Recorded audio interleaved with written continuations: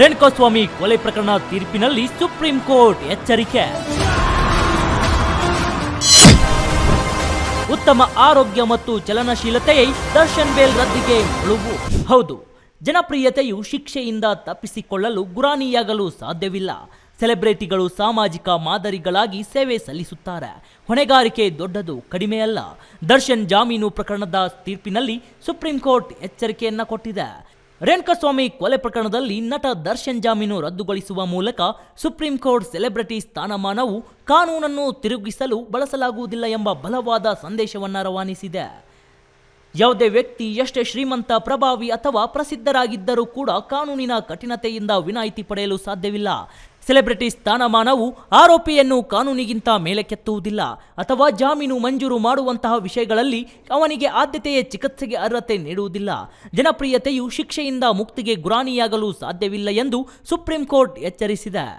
ತನಿಖೆ ಅಥವಾ ವಿಚಾರಣೆಗೆ ನಿಜವಾದ ಪೂರ್ವಗ್ರಹದ ಅಪಾಯವಿದ್ದಾಗ ಪ್ರಭಾವ, ಸಂಪನ್ಮೂಲಗಳು ಮತ್ತು ಸಾಮಾಜಿಕ ಸ್ಥಾನಮಾನವು ಜಾಮೀನು ನೀಡಲು ಆಧಾರವಾಗುವುದಿಲ್ಲ ಎಂದು ನ್ಯಾಯಮೂರ್ತಿ ಜೆ.ಬಿ. ಪಾರ್ದಿವಾಲಾ ಮತ್ತು ಆರ್. ಮಹದೇವನ್ ಅವರ ಪೀಠವು ಗಮನಿಸಿದೆ.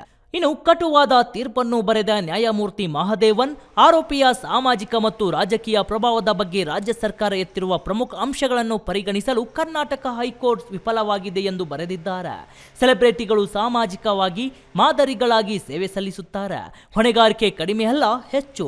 ಅವರು ತಮ್ಮ ಖ್ಯಾತಿ ಮತ್ತು ಸಾರ್ವಜನಿಕ ಉಪಸ್ಥಿತಿಯ ಕಾರಣದಿಂದಾಗಿ ಸಾರ್ವಜನಿಕ ನಡವಳಿಕೆ ಮತ್ತು ಸಾಮಾಜಿಕ ಮೌಲ್ಯಗಳ ಮೇಲೆ ಗಣನೀಯ ಪ್ರಭಾವ ಬೀರುತ್ತಾರೆ.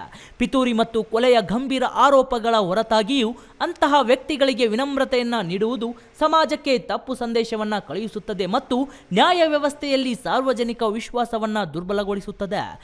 ಕಾನೂನಿನ ಆಳ್ವಿಕೆಯಿಂದ ನಿಯಂತ್ರಿಸಲ್ಪಡುವ ಪ್ರಜಾಪ್ರಭುತ್ವದಲ್ಲಿ ಯಾವುದೇ ವ್ಯಕ್ತಿಯು ಸ್ಥಾನಮಾನ ಅಥವಾ ಸಾಮಾಜಿಕ ಬಂಡವಾಳದ ಕಾರಣದಿಂದಾಗಿ ಕಾನೂನು ಹೊಣೆಗಾರಿಕೆಯಿಂದ ವಿನಾಯಿತಿ ಪಡೆಯುವುದಿಲ್ಲ. ಸಂವಿಧಾನದ 14ನೆಯ ವಿಧಿಯು ಎಲ್ಲ ವ್ಯಕ್ತಿಗಳು ಅವರ ಜನಪ್ರಿಯತೆ, ಅಧಿಕಾರ ಅಥವಾ ಸವಲತ್ತುಗಳನ್ನು ಲೆಕ್ಕಿಸದೆ ಕಾನೂನಿಗೆ ಸಮಾನವಾಗಿ ಒಳಪಟ್ಟಿರುತ್ತದೆ ಎಂದು ಸುಪ್ರೀಂ ಕೋರ್ಟ್ ಒತ್ತಿ ಹೇಳಿದೆ.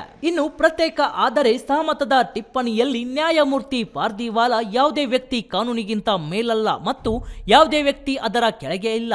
ನಾವು ಯಾವುದೇ ವ್ಯಕ್ತಿಯನ್ನ ಪಾಲಿಸುವಂತೆ ಕೇಳಿದಾಗ ನಾವು ಅವರ ಅನುಮತಿಯನ್ನ ಕೇಳುವುದಿಲ್ಲ. ಕಾನೂನಿಗೆ ವಿಧೇಯತೆಯನ್ನ ಹಕ್ಕಾಗಿ ಕೇಳಲಾಗುತ್ತದೆ, ಕೃಪೆಯಾಗಿ ಕೇಳಲಾಗುವುದಿಲ್ಲ. ದರ್ಶನ್ ಹಲವು ಸಾರ್ವಜನಿಕ ಕಾರ್ಯಕ್ರಮಗಳಲ್ಲಿ ಭಾಗವಹಿಸುವುದು ಸೇರಿದಂತೆ ಉತ್ತಮ ಆರೋಗ್ಯ ಮತ್ತು ಚಲನಶೀಲತೆಯಲ್ಲಿ ಕಾಣಿಸಿಕೊಂಡರು. ಅಷ್ಟೇ ಅಲ್ಲ, ಬಿಡುಗಡೆಯ ನಂತರ ಯಾವುದೇ ಶಸ್ತ್ರಚಿಕಿತ್ಸೆ ಅಥವಾ ಗಂಭೀರ ವೈದ್ಯಕೀಯ ಚಿಕಿತ್ಸೆಗೆ ಒಳಗಾಗಲಿಲ್ಲ ಎಂಬ ಅಂಶವು ಮತ್ತಷ್ಟು ದೃಢಪಡಿಸಿತು.